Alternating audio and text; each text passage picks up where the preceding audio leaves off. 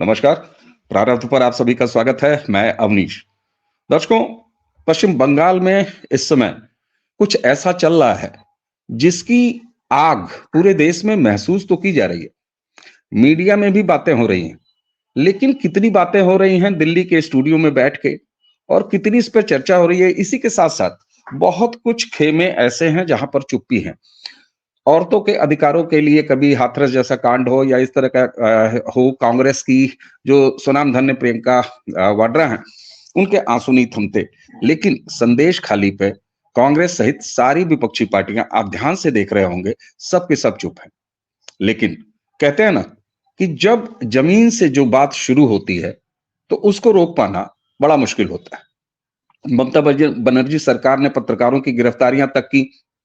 उन्होंने हाउस में झूठ तक बोल दिया, नकार दिया कि वो सारे के सारे भाजपा से जुड़े हुए लोग हैं, संदेश खाली की महिलाएं नहीं हैं। लेकिन क्या ऐसा हुआ? नहीं हुआ। ये लोकतंत्र है और आज सोशल मीडिया का दौर है। तमाम चीजें छन छन के बाहर आ रही हैं। इसी पर बात करने के लिए हमने एक चर्चा रूपक पांजा साहब से की थी।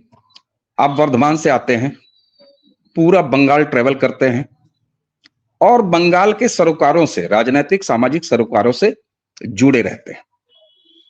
आइए सबसे पहले स्वागत कर लेते हैं रूपक जी का। रूपक जी, कहते हैं कि बंगाल में जो कुछ भी चल रहा है संदेश खाली में, उसकी धमक है तो पूरे देश में। बंगाल में कितनी बातें हो रही हैं।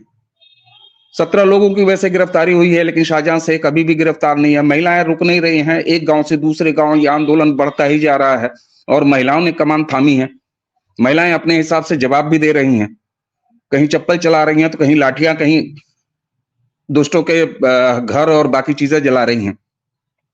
बंगाल का जो बाकी इलाका है या पूरा बंगाल, वो कितना जुड़ पा रहा है या महसूस कर रहा है इस दर्द को, अपने आप को रिलेट कर पा रहा है अपने भी दर्द को? जरा जमीनी हालात बताइएगा बंगाल का। देखिए, सबसे पहले तो मैं दर्शकों को और आप सभी को मेरे तरफ से नमस्कार। मैं कहना चाहता हूं कि असुर निधन के लिए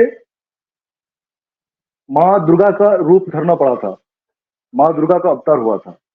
और बंगाल में जो राक्षसों का तांडव है, इसका एगेंस्ट में नारी शक्ति मां दुर्गा का रूप ले चुकी है। ये हम संदेश खाली में नहीं, उसके बगल वाले गांव झूप खाली में भी देख चुके हैं। और उस पड़ोस जितना गांव है, हर जगह पुलिस का एगेंस्ट में महिलाएं निकल रही है। और मैंने कल वीडियो भी शेयर किया था भाई साहब से, उसमें दिखाया कि किस तरह से झूठा इल्जाम देके उसको, बेटा को पुलिस पकड़ के लेके गया।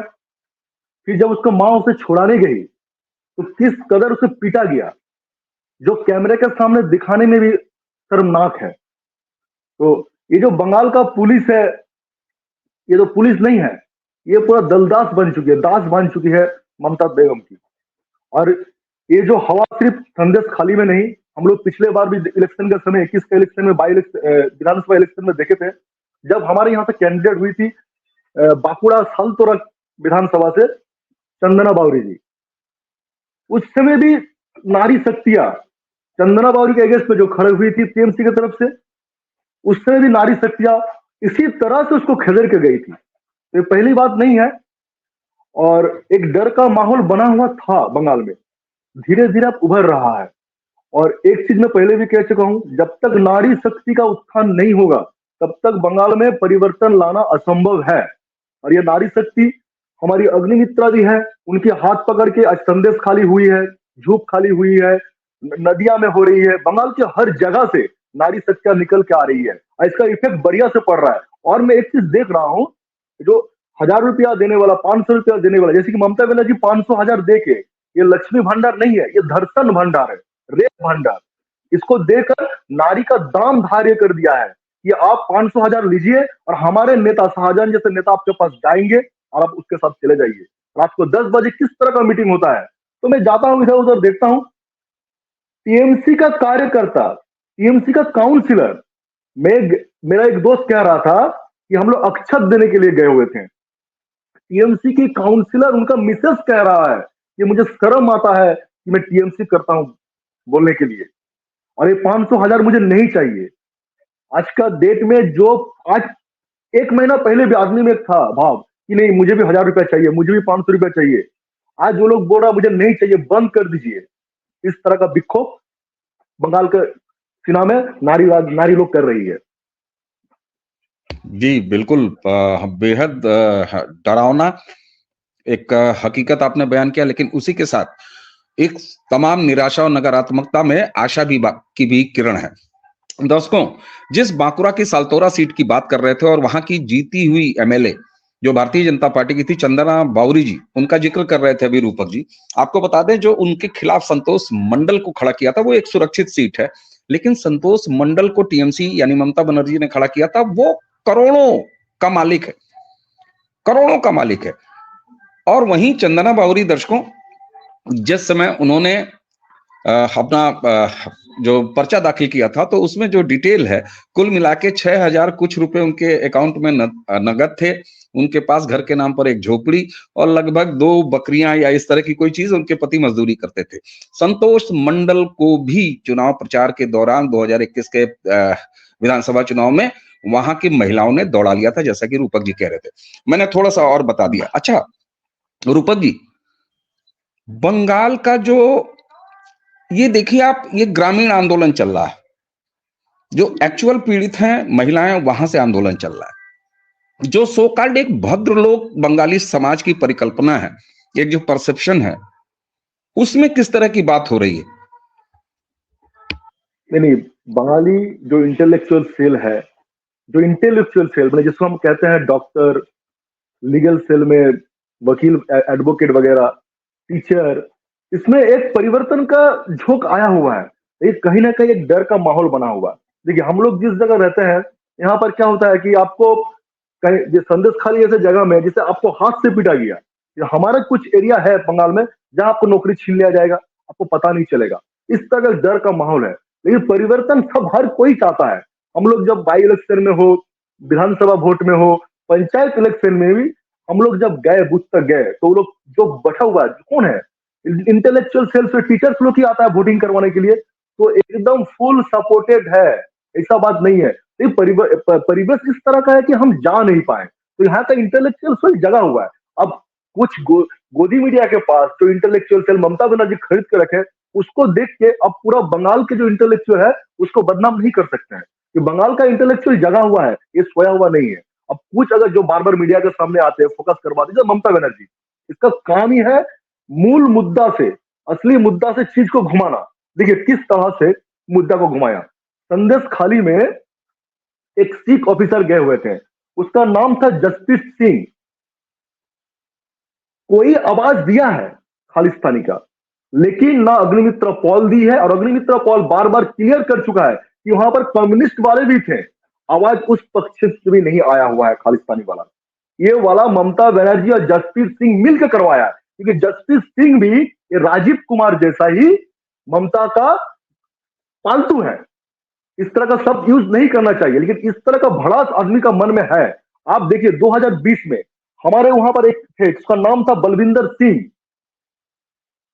टीएमसी के पुलिस ने, वो हमारे टीएमसी का पुलिस ने उसका पगड़ी खोल के, उसको बाल पकड़ के नोच टांगते टांगते ले गया। उस समय सिख समाज कहां था? ये ममता बनर्जी जानता है कि मुद्दा को किस तरह से भटकाना चाहिए, ये एकदम परफेक्टली जानता है। इसलिए इंटेलेक्चुअल सेल को भी लेके भी वो जानता है कि मुद्दा को किस तरह से भटकाएंगे। कुछ आदमी को खरीद के लेकर आते हैं, कैमरे के सामने बैठा देते हैं। और एक तो चीज देख लीजिएगा, हिटलर का एक सेनापति था, उसका नाम था गोबेल्स। वो एक चीज कह के गया था कि एक ही चीज को, एक ही झूठ को अगर बार बार दोहराएंगे ना, तो आदमी को वो चीज सच लगने लगता। ये सेम चीज पश्चिम बंगाल में हो रहा है। कहीं ना कहीं हमें इल्जाम लेना पड़ेगा खुद के ऊपर कि हम आदमी के पास जा नहीं पा रहे हैं। जाना होगा, डर से निकल के जाना होगा। अगर वो झूठ बोलते हैं तो उसको क्लियरिटी लाना होगा। जैसे कि हर योजना जितना है सेंटर से ही आता है, आवास योजना हो चाहे गैस का हो, कुछ भी हो, लेकिन बंगाल का आप जनता के पास जाइए, बोलेगा ममता बनर्जी दे रहा। फेलियर हम लोग हैं। हमें जाना होगा, आदमी को समझाना होगा। नरेंद्र मोदी का चेहरा देके वोट होगा, पता है, लेकिन 21 का इलेक्शन में हम विधानसभा इलेक्शन में देख चुके हैं कि पैसा को नहीं, आदमी फ्रेश चेहरा चाहता था, इसीलिए चंदना बावरी जीती है। उसका कोई जो बड़े बड़े बात बोल दे कि मुझे टिकट चाहिए, मुझे इलेक्शन लड़ने का अभिज्ञता है, मैं ये कर चुका हूँ, कुछ बंगाल का आदमी फ्रेश चेहरा चाहता है, अच्छा आदमी चाहता है। सबसे बड़ा प्रमाण चंदना बावरी एंड अनूप साहा। तो मैं मूल मुद्दा से भटक रहा था। इंटेलेक्चुअल फेज जो है, अनूप साहा का जिक्र किया आपने, चंदना अनूप बावरी साहा के जी है साथ हमारे, आपने अनूप साहा जी, अनूप साहा जी हैं हमारे दुबराजपुर के हैं, दुबराजपुर विधानसभा से जीते हुए हैं। और मिले आप उसको सामने खड़ा रहेंगे ना, तो आप आदमी समझ नहीं पाएगा कि ये एमएलए है। मैं खुद देख चुका हूं, ये मुझे गर्व फील होता है। मतलब आपको, मतलब इतना सीधा साधा रहता है। ये कैमरे के सामने कहने से मुझे शर्म आ रहा है कि हम लोग एक जगह जाए हुए थे, हम लोग क्या होते, कैमरे सामने आते तो पूरा एकदम सज धज के चला जाते हैं, पंजाबी उंजी पहन के चला जाते हैं। हम लोग को आदत बन चुका है, ये चीज खराब है, निकलना होगा। अनूप साहा जी से देख के सीखना होगा। वहां पर गए तो सब मुझे हाथ जोड़ रहा, मुझे खराब लगा, और इस चीज का भी गर्व महसूस हुआ कि हमारा एमएलए ऐसा है, आदमी से मिला हुआ है, जिसे आदमी का साथ रहने का, मतलब ये अच्छा तजुर्बा रहा अनूप साहा जी से मिलकर। तो यही चीज कहना चाहता हूँ। अभी हमारे सामने लोकसभा इलेक्शन भी है, आगे चल के विधानसभा इलेक्शन भी है। हमें अनूप साहा, चंदना बावरी जैसा ही चेहरा चाहिए। ये मेरा नहीं कह रहा है, ये बंगाल की जनता का कहना है। बिल्कुल। और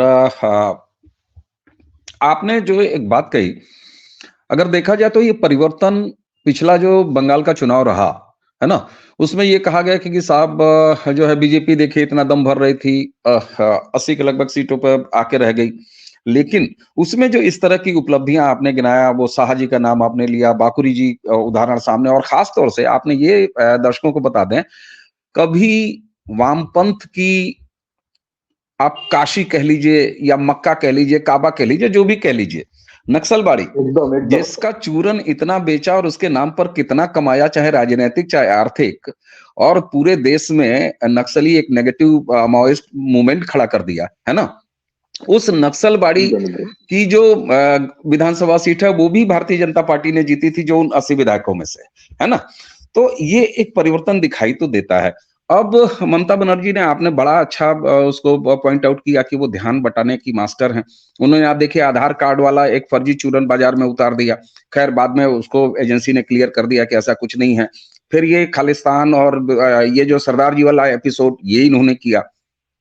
एक शिकायत जो आपकी बात में भी मुझे दिखाई देती है कि साहब सेंटर को और बहुत सारे आम हमारे जो लोग हैं, जो राष्ट्रवादी लोग हैं, जो भारत प्रथम की भावना से जीते हैं, उनको भी लगता है कि साहब आर्टिकल 356 बर्खास्त कर दो, ममता सरकार को तुरंत राष्ट्रपति शासन लगा दो।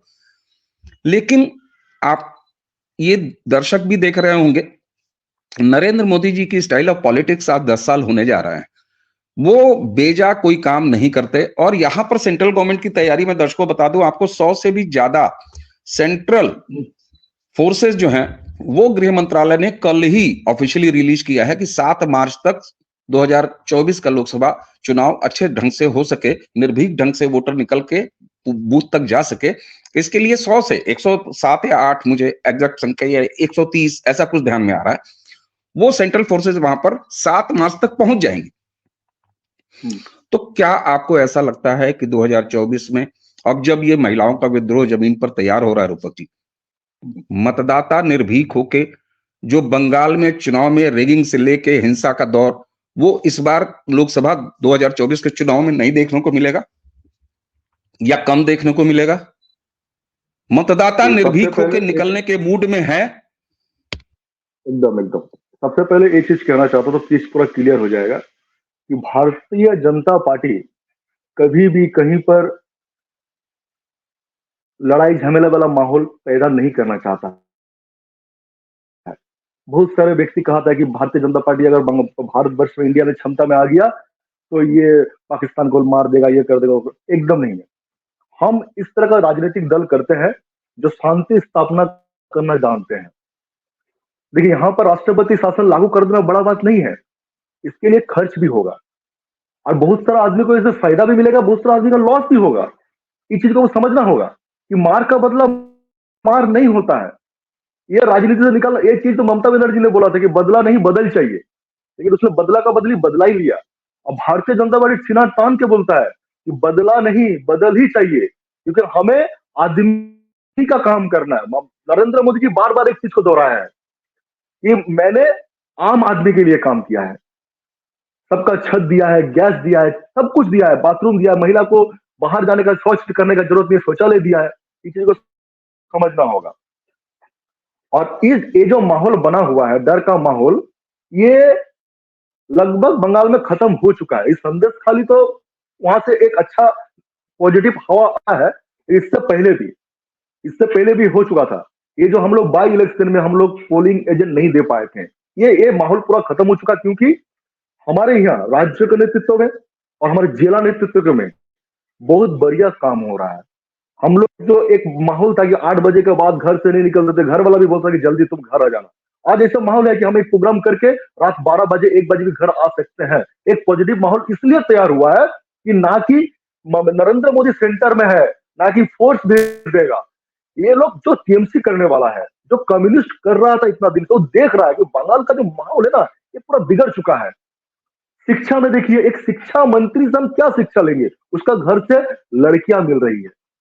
ये कहीं ना कहीं देखिए, एक दिन 2 दिन से कहीं ना कहीं उभर नहीं पाता, क्योंकि अब जब कई दल करते हैं तो उसका प्रति अपना रिस्पेक्ट रहता है, लेकिन धीरे धीरे धीरे धीरे आज जब उभर रहा है।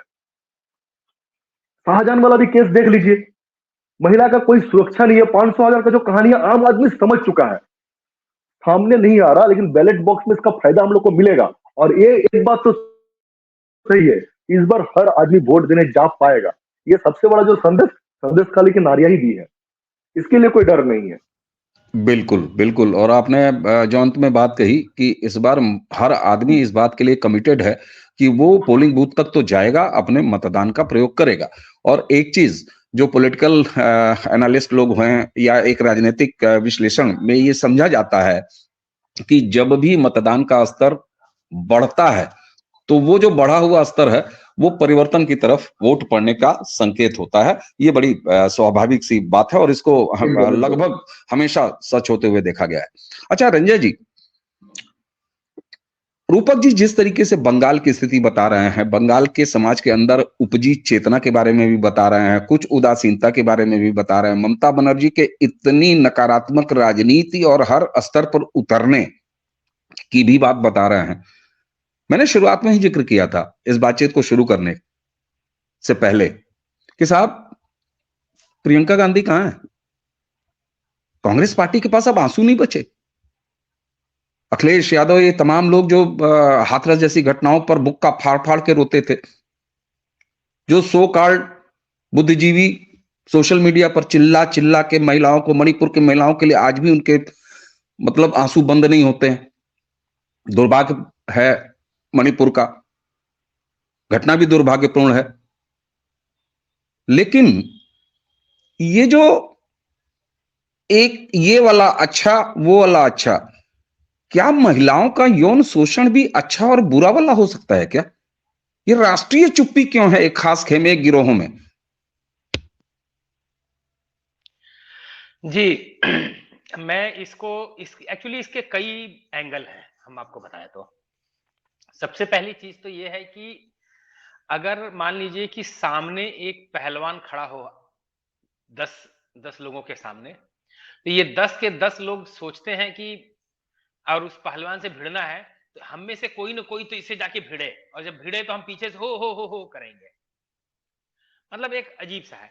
तो क्या होता है कि भारतीय जनता पार्टी, अगर मैं बोलूं या एनडीए बोलूं, तो इन अपोजिशन लोगों के लिए एक पहलवान है, और ये लोग सारे सरखंडे से खड़े हैं साइड साइड में, कोई ना कोई तो जो है हो करे।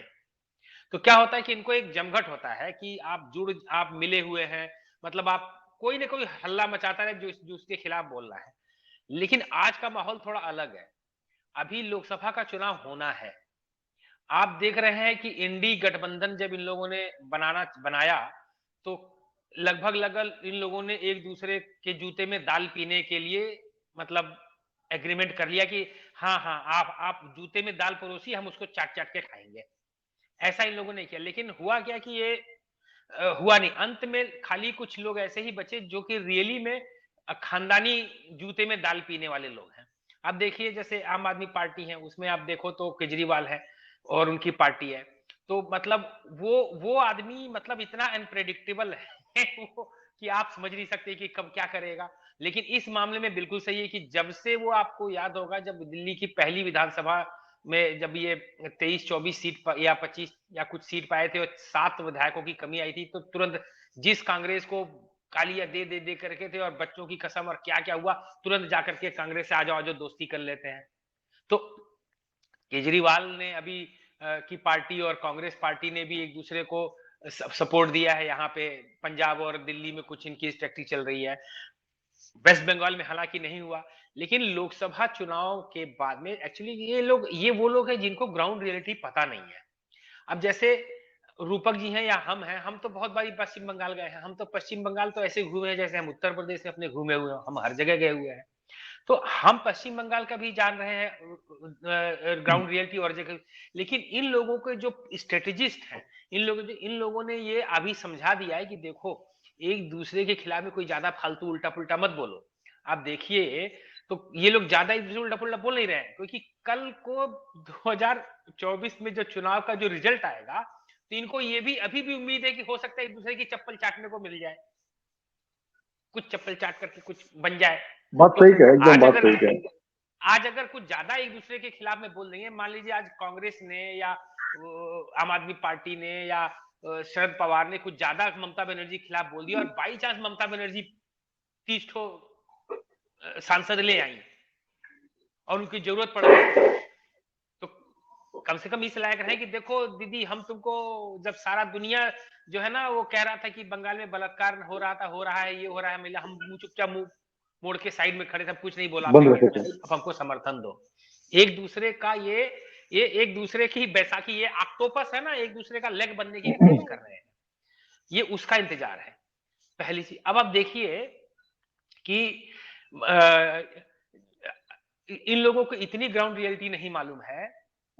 जैसे अभी अभी देखिए, जैसे आप लोगों ने अभी हम लोग आपने अमीश जी बोला कि कम्युनिस्टों का जो मक्का मदीना है, जो वेटिकन है, नक्सलबाड़ी, वहां से ये लोग, अरे ये लोग हारे ही नहीं हैं।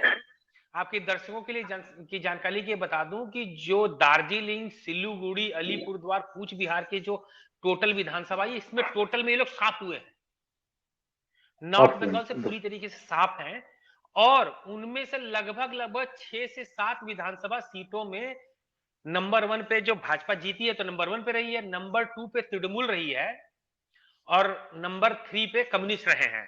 कांग्रेस का कोई अता पता नहीं रहा है। लेकिन जो नंबर 2 पे रही है उसका भी जमानत जब्त है। नक्सलबाड़ी में तृणमूल और वामपंथी दोनों का नंबर 2 3 होने पे भी जमानत जब्त है। मतलब सोचिए कितना भी वोट पाया होगा, एक विधानसभा सीट में 90-90 हजार वोट से जीत हुआ है उस जगहों पे।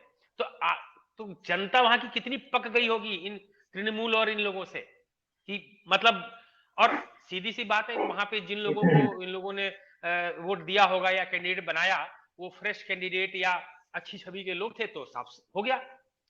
तो मामला क्या होता है कि प्रियंका गांधी के हाथरस पे और इस पे उठते, आप देखिए, हम क्योंकि हम पश्चिम बंगाल आते जाते रहते, चीजों को देखा है, तो आप संदेश खाली पे ही काहे खाली बात करते हैं। मैंने आप लोगों को पिछली बार हम लोगों ने जब हम लोगों का जो डिस्कशन हो रहा था, तो मैंने आप लोगों को बताया कि पश्चिम बंगाल में पिछले 7-8 साल से इतिहास रहा है। नदिया जिला है, नदिया जिला में एक और 7-8 साल पहले एक कमुदनी कांड हुआ था, उसको लेकर के कितने लोगों ने पश्चिम बंगाल में आवाज उठाया। एक और कौन सा जगह था, एक और ये आपका इसी उत्तर चौधरी पर हंसना खाली या हंसी खाली करके कोई जगह है, वहां पे भी एग्जैक्टली मतलब ऐसे ही कई रेप हुए, वो भी 24 उत्तर परगना में ही पड़ता है। ये भी पिछले साल, 1.5 साल 2 साल पहले की बात है। लेकिन क्या हुआ कि जब आप अत्याचार करते करते करते जब अत्याचार की पराकाष्ठा पार करते हो, तब जाकर के व्यक्ति जरूर उठता है। और सबसे बड़ी बात है, जब अत्याचार की पराकाष्ठा होती है तो महिला का उठना बहुत जरूरी है। पश्चिम बंगाल में हमने पहले भी एपिसोड में डिस्कशन किया है, महिला का उठना बहुत जरूरी था। क्योंकि कभी भी कोई भी अगर अपराध होता है, तो अपराध करने वाला और अपराध जिसके ऊपर होता है, वो दोनों के ऊपर में सबसे ज्यादा यातना महिला भोगती है। अब सोचिए कि मैंने पहले ही बताया है और रूपक जी को भी मालूम ही है, उन्होंने भी हिंट दिया है कि सबसे बड़ा जो पश्चिम बंगाल में जिस केस का दुरुपयोग होता है वो होता है ड्रग्स का और आर्म्स का। अब सोचिए कि आप अगर मान लीजिए अपोजिट तृणमूल के अपोजिट विचारधारा वाले हैं और उसने शिकायत कर दिया पुलिस में, तो पुलिस आती है 2 पुड़िया गांजा रख करके, खुद रख करके, और आपको ड्रग के केस में फंसा देती है। सालों बेल नहीं होता है। इस ड्रग्स का विषय में भी कुछ बोलूंगा मैं, ठीक है, क्योंकि मैं जिस जगह रहता हूँ ये बीरभूम बॉर्डर है। मैं कुछ वीडियो आपको भेजूंगा, कुछ मेरे यहीं पर रहते हैं लोकल आदमी लोग, उसकी माँ मुझे वीडियो भेजे है कि उसका बेटा देखिए ड्रग्स लेने के बाद किस तरह से घर में व्यवहार करता है, किस तरह से खाना खाता है, आपका आंख में आंसू आ जाएगा। इंजीनियर पढ़ का है, डॉक्टरी पढ़ का है, अच्छा लड़का, ऐसा बात नहीं है। और ड्रग्स का तस्करी सबसे ज्यादा जहाँ चलता है बीरभूम डिस्ट्रिक्ट में, अनुब्रत जब था उसका छत्र छाया में चलता था। और ये जो है ना, इसका एक बहुत बड़ा रैकेट है। इसको लेके मैं ही एक व्यक्ति था जो पहली बार फेसबुक में लिखा था। इसके लिए भी मेरे पास फोन में थ्रेड आया हुआ था। मैं थाना में बात किया, मैं जो यहाँ पर जो लोकल आईबी डिपार्टमेंट है उन लोग से कांटेक्ट किया, बात किया, तो इसका इतना बड़ा रैकेट चलता है ना, बहुत बड़ा रैकेट। मतलब इसको आप हम लोग अगर जाएंगे तो हम लोग को मार दिया जाएगा, ये तो सीधा बात है। कभी ना कभी घुसने से भी डर लगता है। तो इसके लिए थोड़ा सा सपोर्ट उच्च नेतृत्व से लगेगा, नहीं तो मुश्किल है। और सच में ड्रग्स गांजा, ये जो ड्रग्स और गांजा देने वाला केस सबसे ज्यादा बंगाल में ही चलता है। हाँ, उसकी वजह है ना, उसकी वजह है रंजय जी। दरअसल नारकोटिक्स में आप किसी का चालान कर दीजिए, मुकदमा कर दीजिए, तो उसमें जो है कई सालों तक जमानत नहीं होनी है। जमानत होनी है तो हाई कोर्ट से होनी है। बड़ा टफ प्रोसेस है, क्योंकि जो हमारी भारतीय कोर्टें हैं वो कम से कम ड्रग्स को लेके बहुत ज्यादा स्ट्रिक्ट हैं। तो ये बड़ा आसान सी चीज होती है। तो ये एक पॉलिटिकल प्रताड़ना का हथियार बना के रखा है। अच्छा, ये तो बिल्कुल मोडस ऑपरेंडी कामरेडों का है, कम्युनिस्टों का है। तो रूपक जी, आपसे एक चीज, अभी एक 30 सेकंड और दीजिए तो बताता हूं। एक तो ये दूसरा जो है, अगर आपको बताए तो दूसरा जो ममता बनर्जी की पुलिस जो पश्चिम बंगाल के लोगों के साथ में जो उपयोग करती है, वो करती है आपका आर्म्स एक्ट का भी एक उपयोग करती है लोगों को। जैसे अभी पीछे हमारे एक पहचान वाले एक मित्र हैं, बड़े नजदीकी मित्र हैं, बैरकपुर में ही के हैं। कलकत्ता जैसे शहर, बैरकपुर कलकत्ता में अंतर ही कि आपको पता ही नहीं था कब बैरकपुर में कब कलकत्ता में। तो बैरकपुर जैसी जगह पे एक आदमी आता है, वो एक झोले में कुछ झोला उनके बाउंड्री से अंदर में फेंक देता है, और फेंक दिया, और उसके विदिन 30 सेकेंड पुलिस की गाड़ी आती है और वहां पे रेड मारती है और जब्त कर लेती है। मतलब स्कॉटलैंड यार्ड भी इतनी मजबूत नहीं, इतनी तत्पर नहीं, जितनी तत्पर पश्चिम बंगाल की पुलिस ने आकर के बम बरामद कर ली। तो और दूसरा चीज है जो पश्चिम बंगाल के साथ में एक चीज और भी है, पश्चिम बंगाल का संबंध लोग अगर जो है, ऐसा नहीं है कि उत्तर प्रदेश से नहीं है, हरियाणा से नहीं है, पंजाब से नहीं है, राजस्थान से नहीं है। होता क्या है कि आपको एक चीज और दर्शकों को बता दूं कि पिछले कई वर्षों से जितने भी पशु चोरी होते हैं, वो पशु चोरी होकर के सारे पश्चिम बंगाल के बॉर्डर के थ्रू बांग्लादेश जाते हैं। इसको कैटल कॉरिडोर बोला जाता है। कैटल स्मगलिंग का भी बहुत तगड़ा रैकेट चलता है। और ये सारा का सारा जो धंधा है पश्चिम बंगाल का, आप देखेंगे तो 24 उत्तर परगना, नादिया, बीरभूम जैसे बॉर्डर इलाके के वहां के जो वहां के जो सरकार है, उनके पुलिस और उनके लोगों के छत्र छाया में चीजें चलती हैं। तो इसलिए ये सारे एरिया पूरा का पूरा, ये जो बॉर्डर एरिया है पश्चिम बंगाल का बांग्लादेश के साथ में, बहुत बड़ा एक लॉ एंड ऑर्डर का बहुत तगड़ा सिचुएशन है। और वहां पे एंटी सोशल और एंटी एलिमेंट बहुत तगड़े से हावी है वहां पे। बिल्कुल बिल्कुल। और रंजय जी, जब आप उन बॉर्डर स्टेट की बात करते हैं जो बांग्लादेश की तरफ लगे हुए हैं, तो ये चिकन नेक और शर्जील इमाम हमारे दर्शकों को याद होगा जब उसने कहा था कि बस इसको रोक दो तो हम बंगाल अलग कर लेंगे और भारत के साथ एक युद्ध शुरू हो जाएगा। तो ये साफ साफ दिखाई देता है। रूपक जी, आप तो खुद सीमाई इलाके से ही आते हैं। अच्छा, जैसा कि ड्रग्स की बात आपने बताई, एक तो इसके दो पक्ष हैं। आपने कहा कि वहां युवा जो हैं, जो डॉक्टरी पढ़ के आए हैं, इंजीनियरिंग करके आए हैं, वो जो है खुद ड्रग्स का सेवन कर रहे हैं। दूसरा, ममता बनर्जी की पुलिस ने उसको, ममता बनर्जी की सरकार ने पॉलिटिकल रिवेंज लेने का हथियार भी बना रखा है। आर्म्स की बात रंजय जी ने बताई। तो ये तो कुल मिला के बिल्कुल कॉमरेडी तरीका है काम करने का, बिल्कुल वामपंथी तरीका है काम करने का। मेरा सवाल यहाँ रूपक जी आपसे ये होगा कि क्या बंगाल के मतदाताओं को या बंगाल के समाज को अब ये एहसास, ये इल्म, ये ज्ञान होने लगा है, ये पहचान उनकी साफ होने लगी है कि अरे 32 साल जिन कामरेडों ने हमारा शोषण किया और जिनसे हमने मुक्ति पाने की आस में ममता बनर्जी को चुना, तो ये तो तृणमूल के तृणमूल की पैकिंग में और तृणमूल के आवरण में ये तो कामरेड काडर ही हावी है। क्या इन तमाम सालों में बंगाल के लोग ये पहचान कर पाए हैं ताकि वो अब कोई विकल्प देखें तो कम से कम सावधानी से विकल्प देखें और जो साफ साफ इनसे अलग हैं उनकी तरफ जाएं? देखिए, बंगाल का आदमी सावधान हुआ है। ये इफेक्ट 21 का इलेक्शन में पड़ा था, और ये बात आपने भी, हमने पहले भी हम लोग डिस्कस कर चुके हैं कि कम्युनिस्ट का ही पूरा है, ये धारक थे और ये वाहक है। उसको सोच को ही ये ममता बनर्जी का सरकार आगे लेकर चल रहा। हम लोग ये ठीक बात, सोचते थे।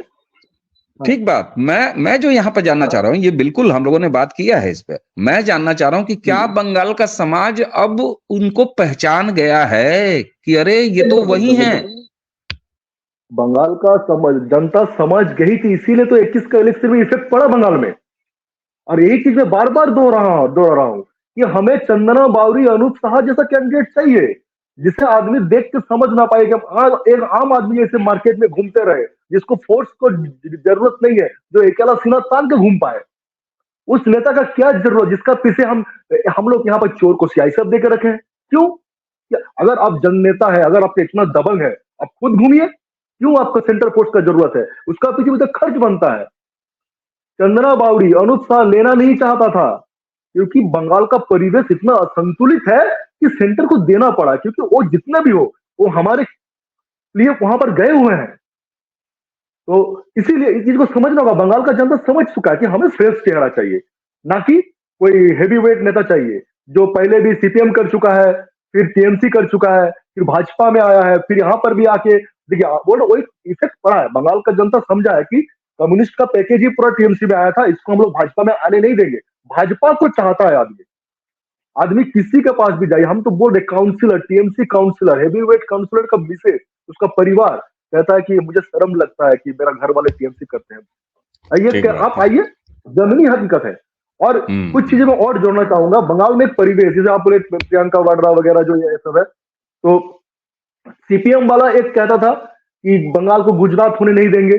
सेम चीज को ममता बनर्जी का सरकार कहा कि बंगाल को गुजरात होने नहीं देंगे, लेकिन कलकत्ता में एक शहर है मेटिया बुरुज, उसको हम मिनी पाकिस्तान कहेंगे। देखिए, मेन मुद्दा है कि सिर्फ बंगाल में नहीं, पूरा ऑल ओवर इंडिया में कम्युनिस्ट का एक सिक्का का दो पहलू, कम्युनिस्ट एंड कांग्रेस को बाम नेहरू संजोग कहते थे। नेहरू ने ही वामपंथी को यहां पर लाया था कि दिखाए कि मेरा विपक्ष में कुछ है, आप मेरा आगे काम कीजिए। देखिए, सेंटर में जब कांग्रेस था, बंगाल से बार बार वामफ्रंट सरकार ने सपोर्ट दिया, बहुत कुछ बोला, ये नहीं करेंगे लेकिन सपोर्ट दिया है। आप बोलिए, गुजरात में 2002 में दंगा हुआ, उसके बाद छोटा एक दंगा शायद 6 में हुआ था, उसके बाद गुजरात में दंगा हुआ है। बंगाल में दंगा आपको हम गिनाएंगे, हम कुछ लेके बैठे हुए हैं। 2010 में दे दंगा उत्तर 24 परगना, 2013 में नलियाखाली कैनिंग दक्षिण 24 परगना, 2015 में जवानपुर कालियागंज नदिया डिस्ट्रिक्ट, 2015 में ही मल्लिकपुर कलकत्ता साउथ 24 परगना, 2016 में धूलागढ़ हावड़ा, धूलागढ़ में पूरा हिंदू गांव को खत्म कर दिया गया, चुन चुन के हिंदू को मारा गया। फिर 2016 में हाजीनगर नयहाटी नॉर्थ 24 परगना, फिर 2017 में बादुड़िया, 2018 में दारभी। देखिए कितने सारे 10-11 और अभी भी हो रहा है। आप बोल रहे कि बंगाल को गुजरात नहीं होने देंगे, तो बंगाल को क्या आप मिनी पाकिस्तान बना कर रखेंगे? तो ये चीज भी बाहर में, जो बंगाल का बाहर जो दर्शक है, हम क्या बोले, गेवर से एक बात करके गया था कि एक ही झूठ को बार बार दोहराएंगे ना तो आदमी को सच लगने लगता है। तो हमें भी जाना पड़ेगा आदमी को। बंगाल का बाहर जो आदमी बैठा हुआ है उसके पास एक खबर ही नहीं जाता है यहाँ पर क्या हो रहा है, बंगाल का परिस्थिति क्या है। मेनली कम्युनिस्ट जो कहना चाह रहा था, मैं मुद्दा से तरफ हट गया। कम्युनिस्ट और कांग्रेस का एक चीज रहा है, भारतवर्ष से हिंदू को खत्म करना।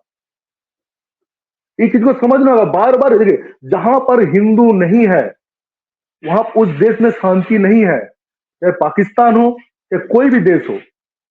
कश्मीर में देखिए, जब तक ये नहीं हटा था धारा, तब तक क्या परिस्थिति था पाकिस्तान कश्मीर का। फिर देखिए अभी सब कुछ हट गया है, सब कोई शांत है, कोई लड़ाई नहीं, कोई झगड़ा नहीं, कोई गोली नहीं। आज हिंदू लोग को ही बार बार दबाया गया है कम्युनिस्ट और कांग्रेस के द्वारा। बंगाल में भी यही चीज हुआ, उसलिए दंगा होता है।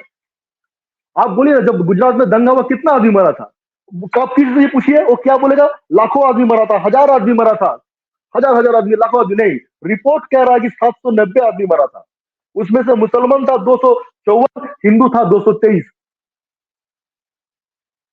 लेकिन आप आदमी से पूछिए, आदमी का पास भी सही नॉलेज नहीं आ रही है। काम कम्युनिस्ट जो है ना अभी बढ़िया बढ़िया तरीका से किया है, उसका ये चीज को बोलना ही पड़ेगा कि वो जनसंयोग में कहीं ना कहीं हमसे थोड़ा सा आगे रह गया था। इस जगह में तोड़ लाना, बोलने में शर्म नहीं होना चाहिए।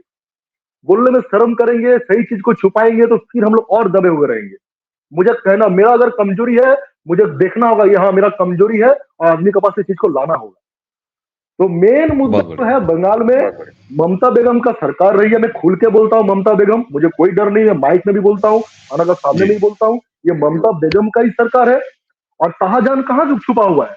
आज औरत कह रही है, शर्मनाक बात है, औरतें कह रही है पुलिस को, मैं वीडियो भेजा हूं भाई साहब को, तो औरतें कह रही है कि आप लोग हाथ में चूड़ी पहन लीजिए। आज औरत को, जो जिस औरत लोग पुलिस से डरता था, पुलिस आने से छुप जाता था, खेत खलियान में छुपता था कि लेके जाके मेरा साथ क्या होगा पता नहीं, आज उस औरत लोग निकल के आ रहे हैं, हमारा आप लोग छोड़ दीजिए, हमें दायित्व दीजिए, शाहजहां को हम निकाल के लाएंगे 5 से 10 मिनट के अंदर। समझ सकते हैं कि किस तरह का माहौल बंगाल में तैयार हो चुका है। और ये शाहजहां कहाँ छुपा हुआ है? शाहजहां बांग्लादेश में छुपा हुआ है, क्योंकि कुछ दिन पहले ही हम लोग जानते थे कि बांग्लादेश से कोई आया हुआ एक लेडीज महिला, वो हमारे विधानसभा का टीएमसी का विधायिका थी।